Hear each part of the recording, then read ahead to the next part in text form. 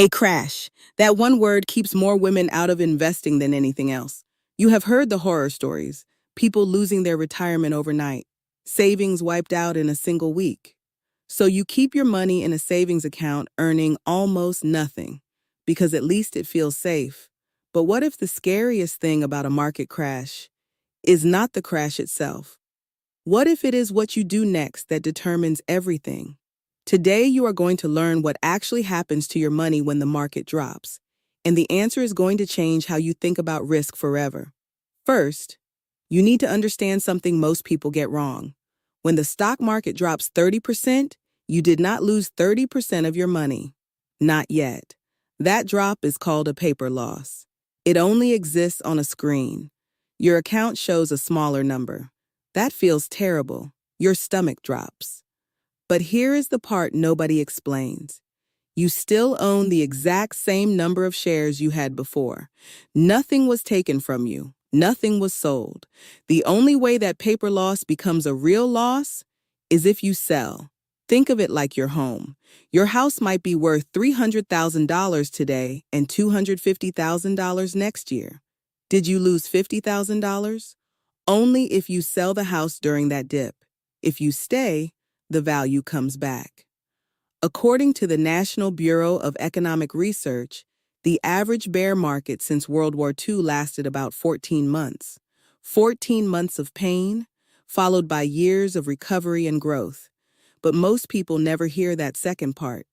Now let us look at what actually happens after a crash, because this is where the data tells a completely different story than the headlines. The 2008 financial crisis was the worst crash most of us remember. The market dropped about 57% from its peak. If you had $10,000 invested, your screen showed roughly $4,300. That is terrifying. News anchors were saying the economy might never recover. People were pulling their money out as fast as they could. But here is what happened next. By March 2013, just 5 years later, the market was back to where it started. Every dollar recovered, and it did not stop there. It kept climbing. By 2018, that original $10,000 was worth over $26,000. This is not a one-time miracle. The dot-com crash of 2000 wiped out 49% of the market. Recovery took about 7 years. The COVID crash of March 2020 dropped the market 34% in just 5 weeks. Recovery time? 5 months. 5 months. According to data from JP Morgan, the market has had positive returns in 32 out of the last 44 calendar years. That is a 73% win rate on any given year. And over any 20-year period in market history, the return has never been negative, not once. The crashes are real, the fear is real, but the recoveries are also real, and they happen every single time. Now here is where it gets real. Let us run the actual numbers. 2 people, same starting point. Both invest $10,000 in January 2007. That is right before the worst financial crisis in modern history. Person A sees the crash beginning in late 2008. Her account drops from $10,000 to about $5,500. She panics. She sells everything. She moves it all to a savings account earning about 0.5% interest. She tells herself she will get back in when things calm down. But things do not feel calm for a long time. By the time she feels safe again, it is 2012. She missed the entire recovery. Her $5,500 in savings earned about $110 in interest over 4 years. So in 2012, she has roughly $5,610. She reinvests that. From 2012 to 2024, the market grew about 340%. Her $5,610 grows to approximately $19,100. Now, person B, same $10,000, same crash. She watches her account drop to $5,500. She feels sick. She almost sells. But she does not. She does nothing. She lets it sit. By 2013, her account is back to $10,000. By 2018, it has crossed $26,000. By 2024, that original $10,000 has grown to approximately $42,000. Let that number sit for a second. Person A, who panicked, $19,100. Person B, who did nothing, $42,000. That is a $23,000 difference. Same money, same crash, same fear. The only difference is what they did with that fear. And here is the line that matters most. In every single crash since 1950, the market recovered 100% of its losses. The average recovery took about 2 years. The people who lost money were not the people who experienced the crash. They were the people who sold during it. Selling during a crash does not protect your money. It locks in your losses permanently. So if the data is this clear, why does everyone panic? Because the system is designed to make you panic. Financial news networks make money from your fear. Every crash means higher ratings. Higher ratings mean more advertising dollars. A calm headline that says markets dip temporarily and will recover does not get clicks, but stock market crashes and retirement savings wiped out, that gets millions of views. And it gets you to do exactly the wrong thing. Then there are the financial institutions themselves. When you panic and sell your investments, that money does not disappear. Someone else buys those shares at a discount. Wealthy investors and institutional funds wait for crashes. They call it buying the dip. According to a Dalbar study, the average individual investor earned about 3.6% per year over the last 30 years. The market itself returned about 10.6% per year during that same period. That is a 7% gap every single year for 30 years. Why? Because regular people buy when the market is high and sell when the market is low. They do the exact opposite of what builds wealth. The system does not need to steal from you directly. It just needs to keep you scared enough to make bad decisions at the worst possible time.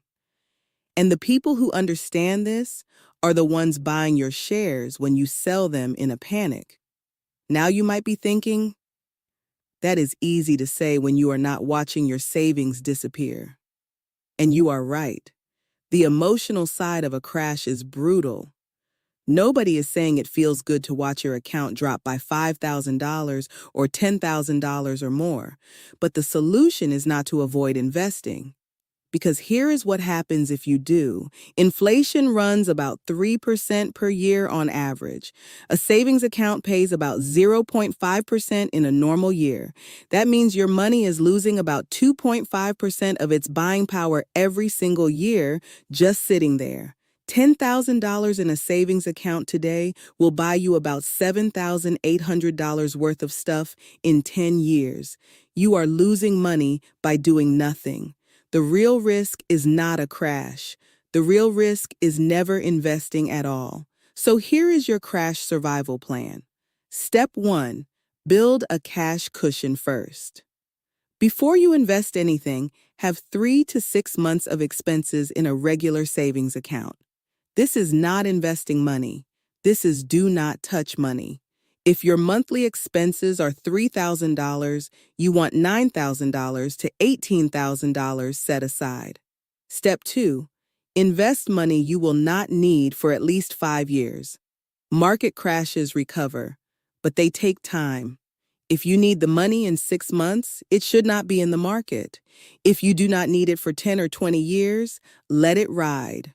Step 3, automate and stop watching. Set up automatic monthly investments of whatever you can afford. $50 a month, $200 a month, $500 a month. Then stop checking your account every day. The less you look during a crash, the less likely you are to panic. Boring investing beats emotional investing every single time.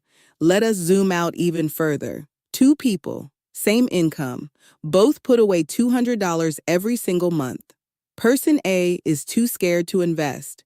She keeps everything in a savings account, earning 0.5% interest. She never loses a dollar on paper. She feels safe every single night. After 20 years, she has contributed $48,000. With interest, her account holds about $50,400. Not bad, but not great. Now, person B. Same $200 a month. She puts it into a basic index fund that tracks the overall market. Some years it is up 20%, some years it drops 15%. She has watched her balance dip multiple times. She has lived through at least 2 or 3 crashes. It felt awful every time. But she never sold. She never pulled out. She kept her $200 going in every single month, rain or shine. After 20 years at the historical average market return of about 10%, Person B has approximately $153,000. Same $200 a month. Same $48,000 contributed.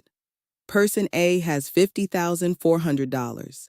Person B has $153,000. That is a $103,000 difference. $103,000. The only difference was not skill. It was not luck. It was not a fancy strategy. The difference was that person B understood what a crash actually is. A temporary sale on the future, and she kept buying. She did not need to be brave. She just needed to understand the math. And now, you do too. A crash is not the end of your money. A crash is a test of what you know. And now you know something most people never learn. You know that paper losses are not real losses. You know that every crash in modern history has recovered. You know that the people who lose are the ones who sell. You are not someone who panics anymore. You are someone who understands. Nobody taught you this, but starting today, and knowing changes everything.